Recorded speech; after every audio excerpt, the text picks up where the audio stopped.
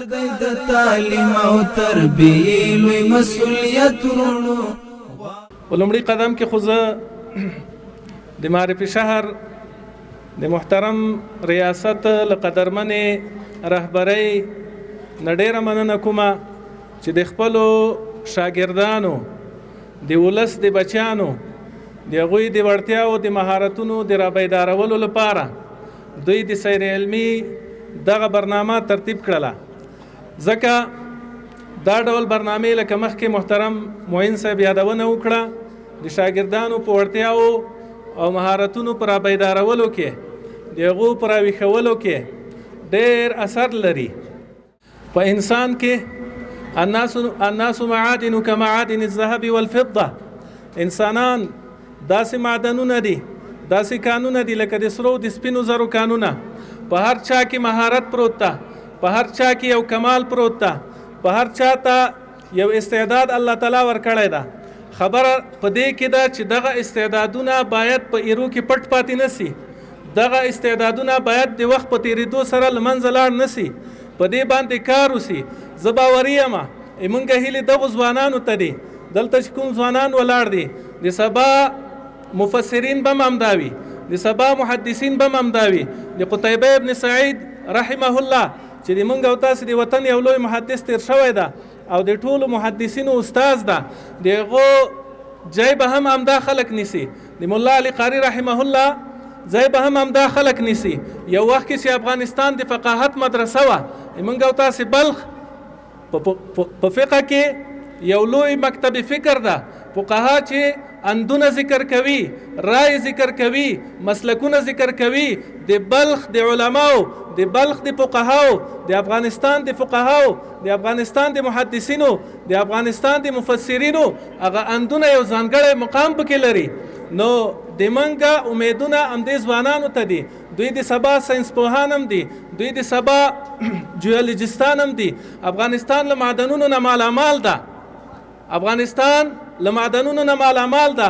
مونږ او تاسو ټول په خزانو باندې ناستو، دا خزانې را باسل غواړي.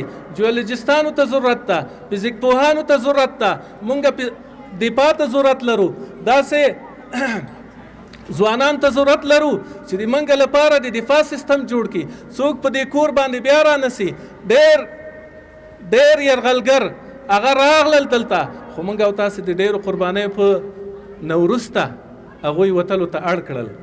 د حضرت علی رضی الله تعالی عنه قول ده وی من غزی ما غزی قوم فی عقر دارهم الا ذلوا. لکم قوم سرم چې د کور په منځ کې جنگ شروع سه قوم ذلیله کیږي. ځکه کور بم دی تاورانېږي، شهید بم دی تاوي، کونډه بم دی تاوي، یتیم بم دی تاوي. کوشش به دا کوي چې دښمن بل کور نه دی باندې وهي. موږ او تاسو احمد شاه ابدالي رحمه الله څو وخت مخکې ډاکټر صاحب فاروق اعظم موږ یو برنامه وه د ورکشاپ، هلته یې دا خبره وکړله چې له قندهار ښار نه یې کلا راتاووله. مور یې پوښتنه ترنه وکړه بچی څه کوې؟ وایي دا خو یې دې لپاره راتاومه چې څوک رانسي. وایي نه بچیه، ګوره دښمن به له کور نه د باندې هغه کوي. څوک به دا جرأت باید ونه کړي چې په تا راسي. مونږ که دفاعي سیستم لرلی، که په فزیک و ریاضي و کیمیا او دغو علومو کې مونږ او تاسو دا وړتیا لرلی، نو چا به دا جرأت نه کوي چې ما او تا په فضا باندې بیا تیاره وګرځوي. چا به بیا دا جرأت نه کوي چې په ما او تا باندې د حملو کولو جرأت وکړي. مونږ او تاسو همداسې ځوانانو ته ضرورت لرو. رسول الله صلی الله علیه وسلم ګورئ د سیرت کتابونه لیکي، اول من رمى بالمنجنیق رسول الله صلی الله علیه وسلم. اول فار چې په منجنیق کړی په اسلام کې رسول الله صلی الله علیه وسلم کړی ده. موږ به لاس تر زنې نه کینو، ځکه یې دښمن تیاره ده، ما زور نه وررسېږي. دښمن داسې توغندي موږ او تاسو ته رالیږي چې هغه عابر القارات، له یوې قارې نه له یوې لویې وچې نه بله لویې وچه ولي او ما ته هغه هم دماغ لري، هغه چې جوړ کړی دی ما ته هم جوړولی شو. ما ته که په دغو ځوانانو کوشش وکړو نو انشاءالله سبا به د ما ته هیواد د مونږه هیواد ابه محفوظ وي. څوک به کاږه نسي راکتلی. ما ته هیواد به د ځوانانو ډېره ښه خبره وکړله.